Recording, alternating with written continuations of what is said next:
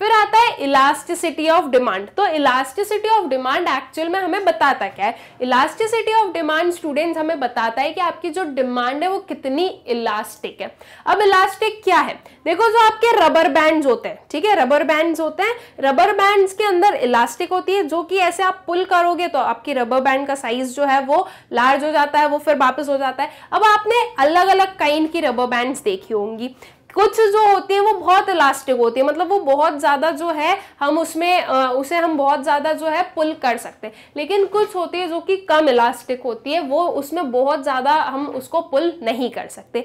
अब ये दोनों जो चीजें हैं कि कितनी इलास्टिक है कितनी इलास्टिक नहीं है, वही चीज जो है आपका यहाँ पर आने वाला है, that is elasticity of demand. ठीक है, डिमांड कितनी इलास्टिक है, मतलब कि डिमांड में कितना चेंज हुआ है। ठीक है, अगर ज्यादा इलास्टिक है, इट मींस कि with a slight change in price जो डिमांड है वो बहुत ज्यादा चेंज हो रही है। अगर हम बोल रहे हैं कि जो डिमांड है वो लेस इलास्टिक है, वो बहुत ज्यादा इलास्टिक नहीं, वो बहुत ज्यादा जो है पुल नहीं हो रही है, इट मींस कि प्राइस में जो चेंज हो रहा है उसकी वजह से डिमांड में बहुत ज्यादा चेंज नहीं हो रहा है। ओके, और भी चीजें होंगी उसमें कि एकदम वो तो इनफाइनाइट जो है वो चेंज दिखा रही है, तो वो बिल्कुल हम बोलेंगे कि ये तो परफेक्टली इलास्टिक है।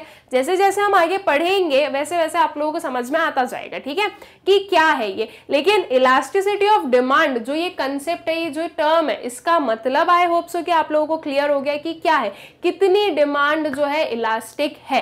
ठीक है, so elasticity of demand refers to the percentage change in demand for a commodity with respect to percentage change in any of the factors affecting demand for that commodity। ठीक है, जो elasticity of demand है वो हमको क्या बता रही है, वो हमें बता रही है कि कितना परसेंटेज चेंज हुआ है डिमांड में।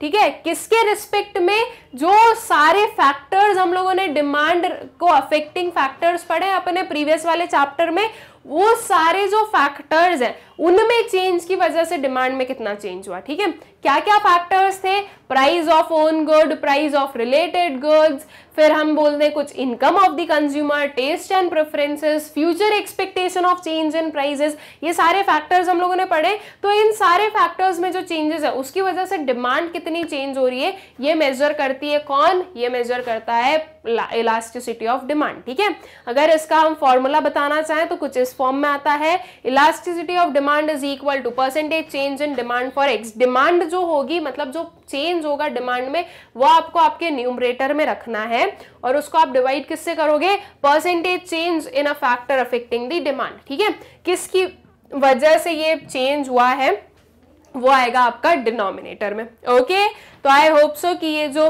डेफिनेशन है और जो ये हमारा एक बहुत ही छोटा सा फॉर्मूला है, ये आप लोगों को क्लियर हो गया है।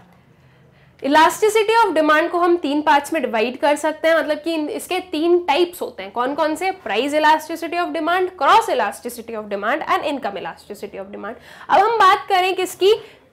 प्राइस इलास्टिसिटी ऑफ डिमांड की। तो ये क्या होती है? जो प्राइस है, ओके, ऑन प्राइस में चेंज होने की वजह से कितना चेंज हो रहा है आपकी डिमांड में, ये बताती है प्राइस इलास्टिसिटी ऑफ डिमांड। यहाँ पर जो खुद की कमोडिटी की खुद की प्राइस में चेंज होने की वजह से, बाकी के जो फैक्टर्स है वो कैसे रहेंगे? कांस्टेंट रहेंगे। ठीक है, फिर हम बोलेंगे अगर क्रॉस इलास्टिसिटी ऑफ डिमांड की, तो क्रॉस इलास्टिसिटी क्या होती है? एक कंसेप्ट हम लोगों ने पढ़ा था अपने डिमांड चैप्टर में, जो कि क्या था? Cross demand.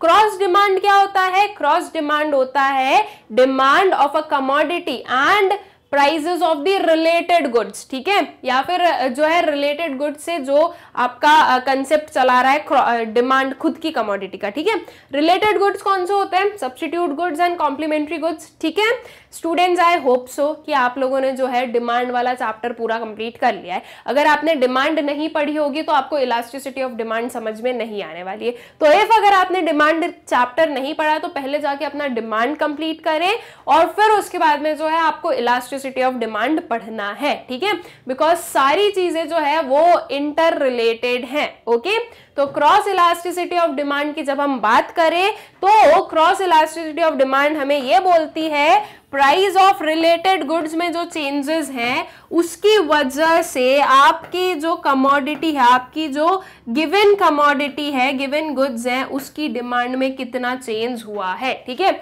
यहाँ पर सिर्फ क्या लेंगे हम, रिलेटेड गुड्स में प्राइस में चेंजेस, बाकी के जो इतने फैक्टर्स है वो कैसे रहेंगे, कांस्टेंट रहेंगे। ठीक है, फिर बात आती है इनकम इलास्टिसिटी ऑफ डिमांड की। तो अब तो आप लोग समझ ही गए होंगे कि उसमें क्या आएगा, उसमें क्या आएगा, इनकम ऑफ अ कंज्यूमर। ठीक है, change in income of a consumer में मतलब कि चेंज इन द इनकम की वजह से कितना चेंज हुआ है आपकी जो क्वांटिटी डिमांडेड है उसमें। ठीक है, आपकी जो डिमांड है उसमें कितना चेंज हुआ है with respect to income. Okay, तो ये तीन काइंड ऑफ हमारी क्या होती है, इलास्टिसिटीज ऑफ डिमांड होती है। Now as per the scope of your syllabus हम लोग जो है सिर्फ और सिर्फ प्राइस इलास्टिसिटी ऑफ डिमांड को पढ़ने वाले हैं। क्रॉस इलास्टिसिटी और इनकम इलास्टिसिटी आपके सिलेबस में नहीं है इंक्लूडेड, तो हम वो नहीं पढ़ेंगे।